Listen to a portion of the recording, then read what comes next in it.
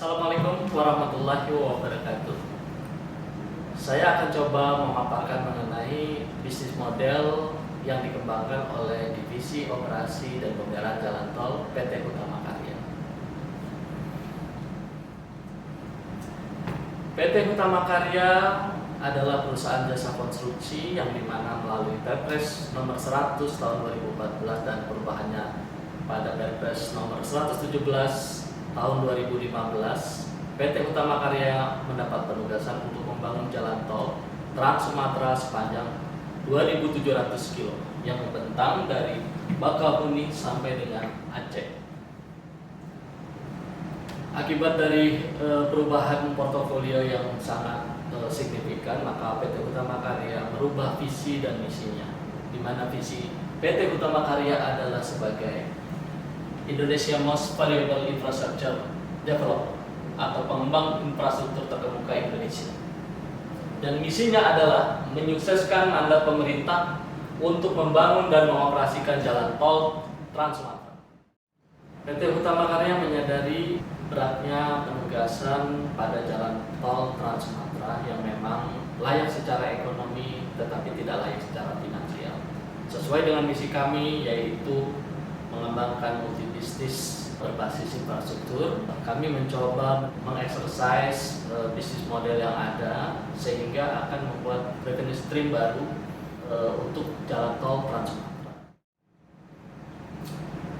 Nah, kalau saya coba membatasi kajian terkait bisnis model yang ada itu pada dua subjek. Jadi saya akan coba mempresentasikan mengenai bisnis model yang coba kami exercise untuk jaringan fiber optik. PT Hutama Karya mempunyai jaringan kabel fiber optik itu sepanjang 2.700 km pada ultimate-nya. Jadi seluruh jalan tol yang kami bangun itu pasti dilengkapi oleh jaringan fiber optik yang berada pada median jalan maupun pada ROW jalan. Kami mencoba melakukan exercise beberapa bisnis model yang ada, di mana investasi untuk ruas-ruas yang sudah beroperasi ini sudah terjadi, di mana dimungkinkan kita untuk melakukan joint venture atau special purpose vehicle dengan strategic partner, keterkaitan untuk mempercepat proses maturity dari bisnis yang ada. Yang kedua, pola bisnis model yang bisa kita kembangkan salah satunya adalah dengan penyewaan fiber optik yang ada, di mana penyewaan fiber optik yang ada itu pun ada beberapa skenario yang bisa kita lakukan, seperti penyewaan dengan full maintenance, full SLA atau full service level agreement. Yang ketiga, kita bisa membuat anak perusahaan yang langsung terjun ke end consumer melalui pembuatan internet service provider dengan berbagai macam produk turunannya. Yang kedua, saya coba juga mengeksersis mengenai pengembangan dari rest area. Nah, memang revenue stream yang ada itu secara konvensional itu memang untuk investasi jalan tol terbentuk oleh pendapatan jalan tol. Yang kedua oleh pendapatan lain-lain yang biasanya di-generate oleh rest area, advertising. Kira-kira seperti itu yang ada sekarang. Nah, tetapi memang rest area ini pada kenyataannya untuk ruas-ruas yang memang tidak visible atau tidak layak secara finansial itu pun berpengaruh kepada kelayakan bisnisnya, di mana biasanya biaya pengelolaannya itu lebih besar dibanding revenue-nya. Karena konsep yang model bisnis yang mencoba kita exercise di Divisi Operasi dan Pemeliharaan itu salah satunya adalah, kalau kita lihat memang tempat istirahat yang ada di Indonesia saat ini memang masih dihadapkan pada beberapa permasalahan. Satu yaitu penumpukan kepadatan pada peak season. Yang kedua, kekurangan visitor pada low season. Yang ketiga yaitu belum optimal mendorong pertumbuhan ekonomi lokal. Next. Nah, pengembangannya atau bisnis model yang coba kami kembangkan yaitu melalui suatu tempat yang kita sebut, kita mengembangkan selain rest area, kita juga mengembangkan service area. Memang ini berbeda karena rest area secara terminologi itu sudah diatur oleh regulasi yang seperti saya sebutkan tadi, termasuk apa saja yang boleh, apa saja yang tidak boleh, apa saja yang harus disediakan. Nah, sehingga kami mencoba mendevelop suatu lokasi yang disebut dengan service area, di mana service area ini diharapkan bisa berbagai kegiatan atau attraction yang bisa kita lakukan di sana. Satu, misalnya sebagai transportation hub, di mana kita harapkan mungkin untuk lokasi-lokasi yang berdekatan dengan moda-moda transportasi yang lain, itu bisa kita gabungkan perpindahan antar modanya. Bisa kita gabungkan melalui tempat service area. Yang kedua, sebagai destination hub, di mana di service area ini kita kembangkan pusat-pusat destinasi atau rekreasi, attraction yang ada, sehingga pengguna jalan itu bisa tertarik untuk singgah di rest area, karena memang ada destinasi wisata atau rekreasi yang ada di service area yang memang terpisah, di mana hanya diperbolehkan perpindahan orang tapi tidak diperbolehkan perpindahan kendaraan. Yang ketiga, sebagai logistik hub, ya. Nah, ini sebagai logistik hub itu ya kita mengintegrasikan antara kawasan industri dan port yang ada. Mungkin Utama Karya sekarang ini sedang mengembangkan dry port di Pelabuhan Panjang di Bakahuni. Nah, itu salah satu konsep dari logistik hub, di mana akan terkoneksi antara kawasan industri, tol maupun pelabuhan. Yang keempat yaitu industrial hub.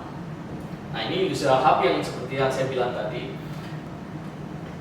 kita mencoba mengembangkan bekerja sama mengembangkan kawasan-kawasan industri yang ada yang terkoneksi dengan jalan tol. Nah, ini memang menjadi opportunity dalam bisnis model yang baru. Nah, impact-nya yang akan dirasakan yaitu aktivitas ekonomi akan meningkat di TIP secara sustain.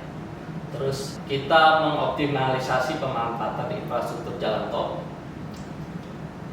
Nah, dengan prinsip fungsi dari rest area tidak berubah.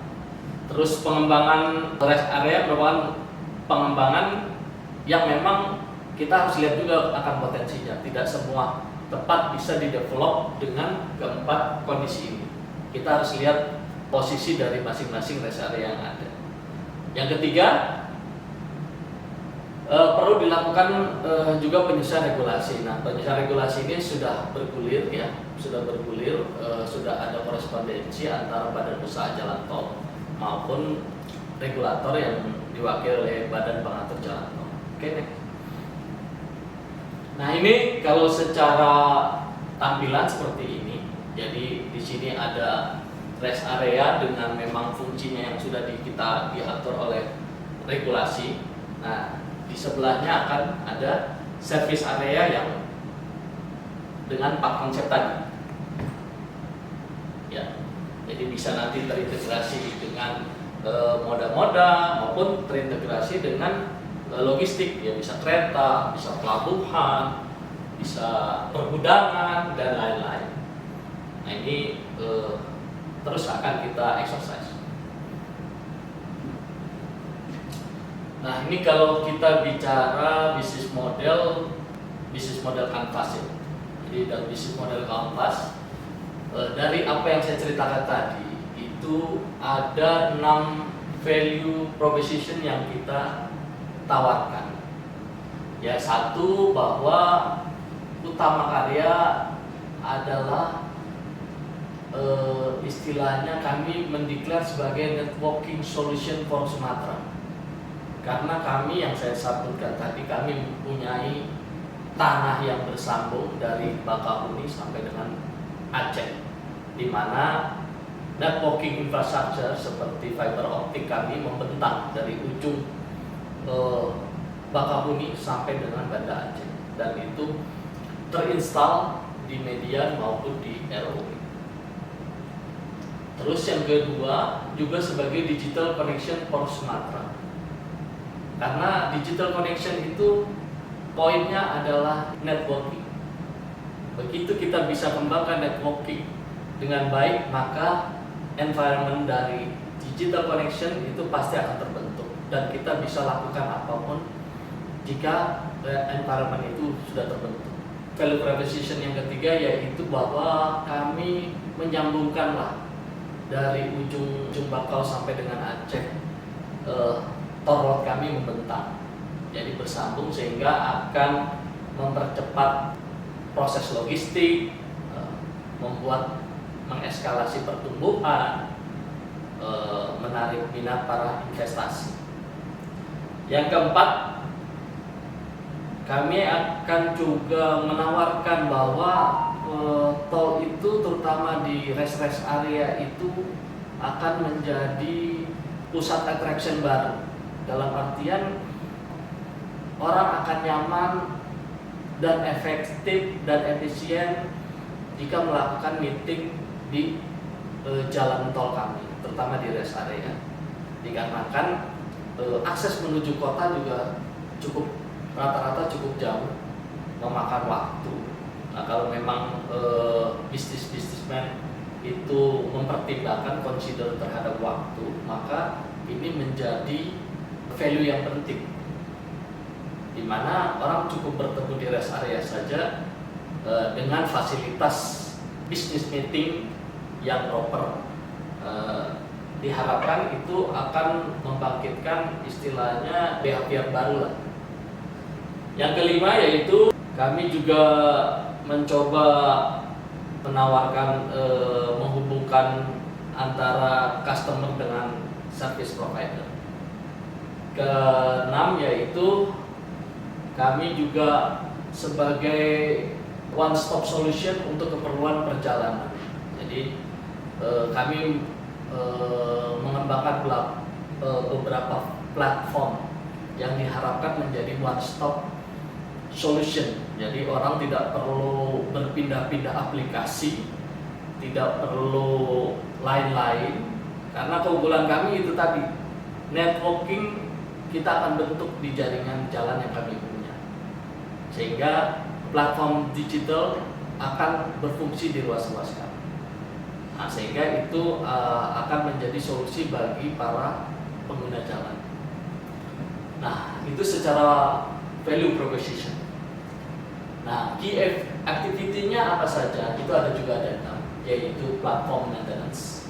Yaitu memang ada maintenance terhadap platform, maintenance terhadap network, OM toll road traffic and construction service. Yang keempat, customer complaint handling. Terus yang kelima, capek for business development. Jikalau memang ada opportunity pengembangan, maka kita akan melakukan investasi terhadap opportunity tersebut. Yang keenam yaitu toll road infrastructure maintenance. Nah, ini key partnernya memang ini yang seperti yang tadi sudah kita sebutkan. Itu ada IT developer, perbankan, retail, network maintenance, vendor for maintenance, vendor for operation, internet service provider yang tadi mungkin yang sudah existing, terus transportation company, Pemda, advertising company. Key resource apa saja yang diperlukan, yaitu satu, IT hardware, IT networking, internal R&D, road pavement engineer, toll road operation engineer, equipment for toll road maintenance, equipment for network maintenance. Nah, kalau kita bicara dari cost structure, cost investasi IT hardware, cost platform development, investasi pada network, cost for maintenance, hardware, software, dan toll infra, cost for OM toll road, cost for CAPEX for business development. Nah ini kalau kita lihat dari sisi customer, itu di customer relationship itu satu kita harapkan adanya feedback fitur. Nah kita menyediakan value feedback fitur, terus customer relation with CRM program, terus ada loyalty gift program maupun customer call center. Nah channelnya kita bisa mendekati atau meng-approach customer itu melalui internal advertising di tol. Biasanya kita di tol juga ada istilahnya ruang-ruang advertising tersendiri di tol. Terus kita juga punya variable message sign. Yang kedua yaitu melalui media sosial platform. 3 internal sales force. Keempat melalui media online. Nah, customer segment yang kita tetapkan yaitu satu ya pasti top consumer. Yang kedua road users, terutama yang di Sumatera, karena memang majority tol kami ada di Sumatera. Yang ketiga yaitu masyarakat di sekitar tol Sumatera. Yang keempat existing internet service provider, karena kami menawarkan opportunity, karena Sumatera ini sebagai new growth, sehingga istilahnya masih greenfield ya. Jadi opportunity-nya masih sangat besar dan masa depan yang menjanjikan. Yang kelima, industrian global dan nasional, keterkaitan investasi tadi, ada beberapa pengembangan kawasan, port, service area, itu juga kita bisa bekerja sama dengan global maupun nasional industrial. Nah, revenue stream yang diharapkan dari semua activity ini, ya satu yang pasti ya pasti dari tol revenue. Yang kedua dari rest area revenue. Yang ketiga melalui kerjasama ya, advertising di multi channel yang kami punya. Yang seperti bisa dilihat di sini ada Hakatol aplikasi yang di sini juga kedepannya tidak memungkinkan juga untuk advertising kita masukkan ke dalam. Terus yang keempat yaitu bekerja sama untuk mengutilisasi aset yang ada, seperti sewa ya, hasil sewa dari utilize tol network seperti fiber optic. Terus internet provider service fee, top up electronic money fee, terus fee from retail activity. Kira-kira seperti itu. Next. Nah ini model innovation yang kami usulkan pada presentasi kali ini, yaitu Hakatol Apps. Next. Hakatol App ini adalah your highway friend. Ini yang saya bilang tadi, one stop solution untuk kita dalam berkendara. Next. Nah ini hanya latar belakangnya saja, yang seperti yang sudah saya sampaikan. Jadi kita memperkenalkan citra perusahaan, terus pelayanan informasi bagi pengguna jalan tol, daya tarik maupun wisatawan, informasi itu bisa kita sajikan melalui Hakatol Apps. Next. Oke, next. Journey pengembangannya sebenarnya, jadi sudah dimulai dari 2018 dan pada 2021 kita sempat mendapat penghargaan sebagai Gold Winner sub kategori aplikasi pada ajang Public Relation Indonesia Award tahun 2021. Next. Nah ini bisa kita unduh di Google Play Store maupun iOS. Sekarang subscribernya sudah 50.000 subscriber. Oke, next. Nah, ya ini fitur yang dikembangkan, yang satu customer journey yang di atas, ada top up money, ada informasi gangguan perjalanan, ada CCTV, ada informasi mengenai kepadatan kendaraan. Next.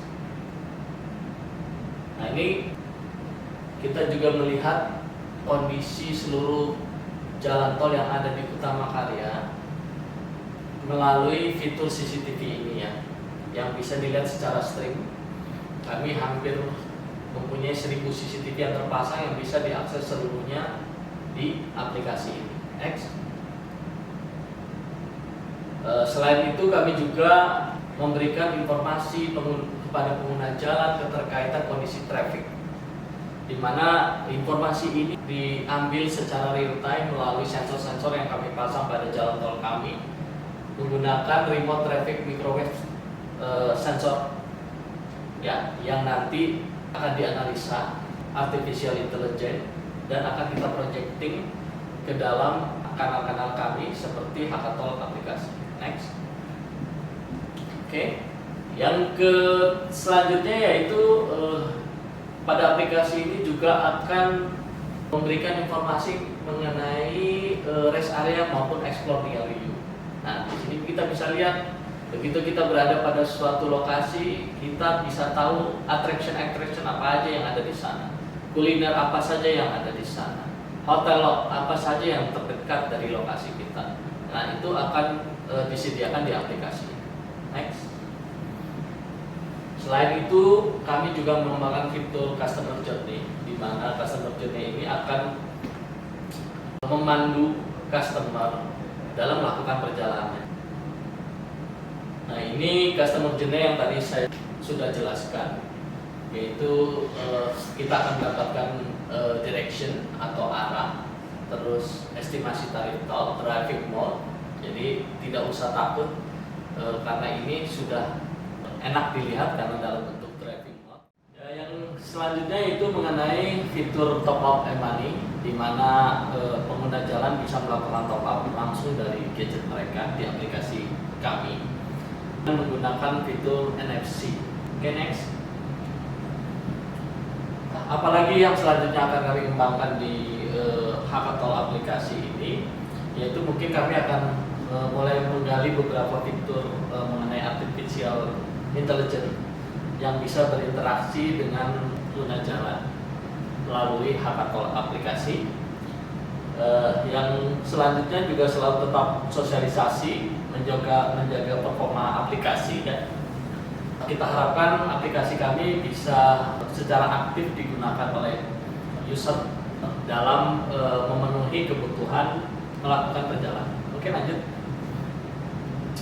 Nah, ini bisnis model Canvas yang kita exercise mengenai Hackathon aplikasi ini, yang dimana value proposition-nya yaitu menghubungkan customer dengan kami, ya, ataupun dengan pihak-pihak yang nanti bisa join di aplikasi kami. Yang kedua, sebagai one stop solution untuk menyediakan segala keperluan dalam perjalanan. Nah, di dalam sisi customer kita bisa melihat di sini customer relationship-nya ya, mereka kita bisa mendapatkan feedback dari customer mengenai layanan-layanan apa saja yang dirasa kurang atau perlu perbaikan. Terus ada customer relation dengan menggunakan CRM program. Terus ada loyalty gift program juga yang kita bikin. Terus yang keempat ya customer call center.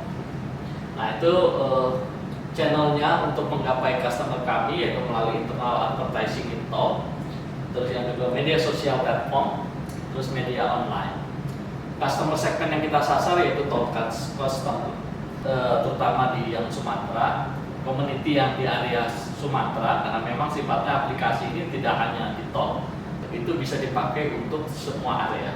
Yang keempat, para pelaku industri secara global maupun nasional.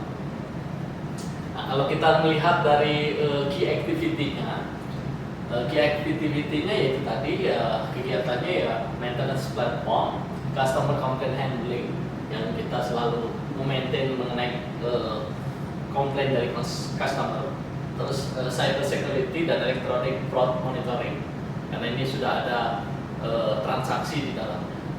Selanjutnya mengenai key partner. Nah, key partner ini kita berpartner dengan IT developer, banking, retail, network maintenance provider, big data company, technology provider, sensor technology provider. Jadi kita hubungan dengan prinsipal-prinsipal yang memproduksi maupun meng-create sensor-sensor yang ada. Terus cost structure-nya ya tentu saja investasi di IT hardware, platform, development, investasi di network, cost for maintenance hardware dan software serta network. Nah, ini kita harapkan revenue stream yang terjadi yaitu melalui top up elektronik, karena di setiap top up elektronik ini kita juga mendapat fee terhadap top up. Terus yang kedua ada advertising fee. Jika memang cukup masif penggunaan aplikasi ini, tentu akan banyak menarik para rekanan untuk beriklan di aplikasi kami. Yang keempat yaitu big data service fee. Nah, ini platform kami juga mengumpulkan berbagai macam data yang bisa di-provide untuk berbagai keperluan para pelaku bisnis. Nah, kira-kira itu yang bisa saya sampaikan terkait proses model bisnis yang dikembangkan di divisi operasi jalan tol. Terima kasih. Assalamualaikum warahmatullahi wabarakatuh.